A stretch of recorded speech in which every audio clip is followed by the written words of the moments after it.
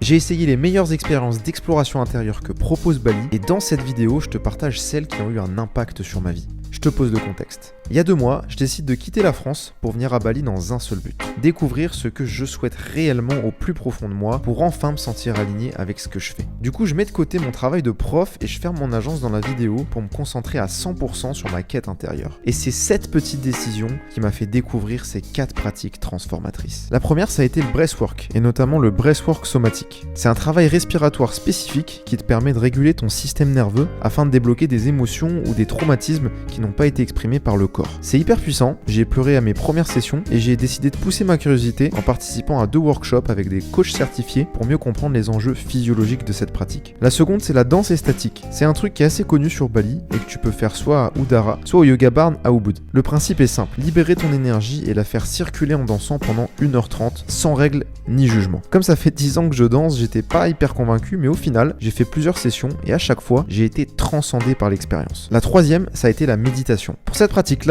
faut aller à Ubud, c'est la mecque du développement personnel, où tu trouveras une ribambelle de pratiques pour explorer le fonctionnement de ton inconscient. Attention néanmoins à certaines pratiques qui recommandent un certain niveau d'expérience, comme les pratiques du Kundalini, qui peuvent être traumatisantes si mal enseignées ou mal préparées. Pour finir, c'est quelque chose que tu retrouveras beaucoup à Bali, car c'est une des raisons pourquoi une flopée d'occidentaux viennent jusqu'ici, c'est les retraites. Ici, tu as accès à un nombre incalculable de retraites spirituelles, allant de la retraite de yoga à des retraites plus challengeantes comme les retraites Vipassana. Dans mon cas, on a décidé avec un groupe d'amis d'organiser notre propre retraite pendant le nouvel an indonésien. On a loué une villa pendant 3 jours pour se couper du brouhaha de la ville. Et on a chacun proposé une facette de nos pratiques personnelles pour enrichir le groupe. C'est, je pense, le meilleur moyen pour expérimenter des transformations fortes et durables. Mais ça demande de bien choisir sa retraite, en vous renseignant en amont sur le travail et le pédigré de chaque organisateur. Si tu souhaites avoir plus de détails sur une de ces pratiques, commente transformation et je t'enverrai toutes mes infos.